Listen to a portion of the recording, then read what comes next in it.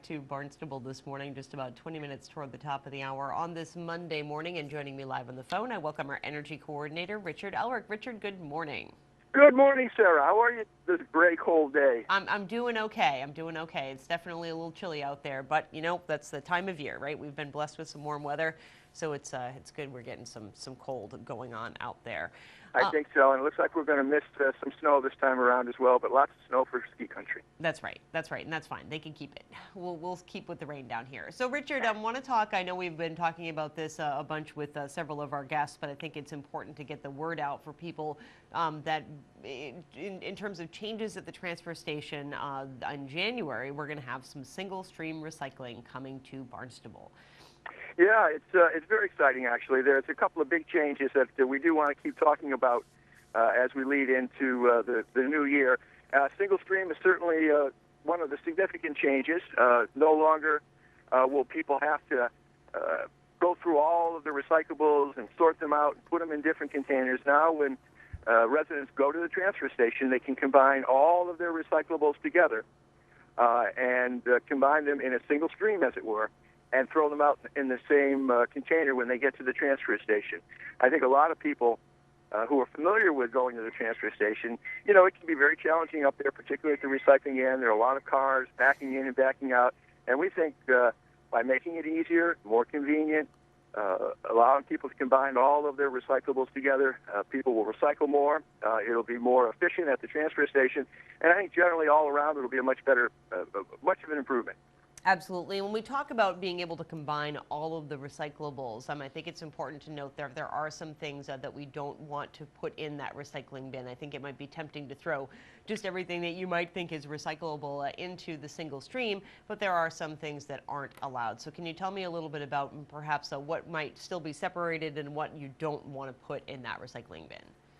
Yeah, certainly. There are, sometimes you look at the list and there almost look like there are more things that can't go in the recyclables. Obviously, anything that can't be recycled can be thrown away in the trash.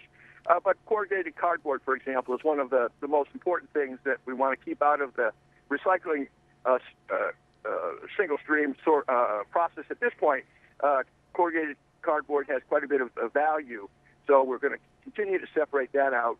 Other things that are particularly challenging for the sorting process that will have to take place after the recyclables get collected and sent over to New Bedford Waste Services in Rochester is that we want to keep out plastic bags.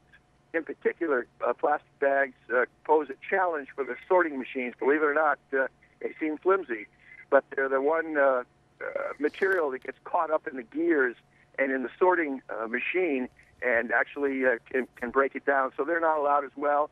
Obviously, when you're putting plastics and other containers in there, you want to rinse them out because the point of single stream is to provide a good recyclable product that isn't contaminated. So, you know, there'll be some education.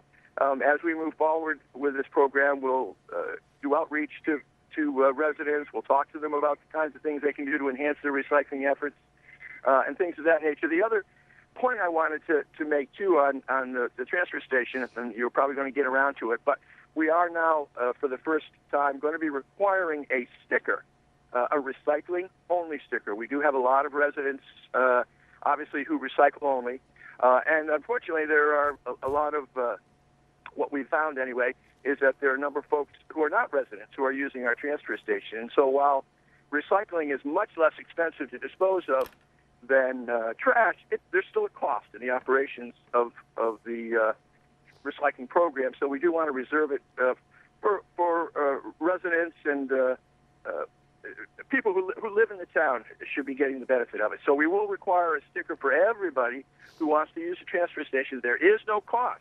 That's an important point to make. No cost for the recycling sticker. But if you do want to recycle and do only recycle at the transfer station, you will have to get a sticker this year, just like you have to for the trash. But again, no cost for the recycling-only sticker. And that's I think that's something really important because I would be willing to wager there are quite a few people who use the recycling only at the transfer station, and perhaps they've never had to get a dump sticker before, or never wanted a sticker for the transfer station. So to get that sticker, but again, important to note that it is free, but it is just for Barnstable residents. That's correct, and sort of an interesting point that this ties into. We assume that many of the folks that are simply using the transfer station for recycling have their trash picked up by private haulers. But unfortunately, because the private haulers are charging so much more for recycling, a lot of folks literally will refuse the recycling services of the private trash haulers and make that trip all the way to the transfer station to dispose of the recyclables for free. So, excuse me, it is dollars typically that motivate most people. That's why we're trying to make the recycling not have a cost for our residents to promote it. But it is unfortunate. We'd like to see a bundled price be provided by the private haulers, and that's to say that they charge one flat fee that includes recycling services. Obviously, we don't expect them to charge nothing for recycling because there is cost. But we here in the town think it would be helpful if the private haulers had the one price for both trash and recycling pickup, and we'd get a lot more folks, I think, who would take advantage of curbside recycling if that were the case. Absolutely, indeed. So, Richard, when I know that the new transfer station sticker goes on sale in January, is that recycling sticker going to be available in January as well, or is that something people might be able to get a little earlier? Yeah, actually, we hope to have the recycling-only sticker available before January 1st. The program goes into effect January 2nd, but there's typically a sort of not a probationary period, but a period at the beginning of the year for the first month or so where we keep focused on education. If people haven't had a chance to get the recycling sticker because it's a new program, we'll talk to them about it. We'll let them know that it's very easy. Just go to the transfer station office to purchase your sticker. But program begins January 1.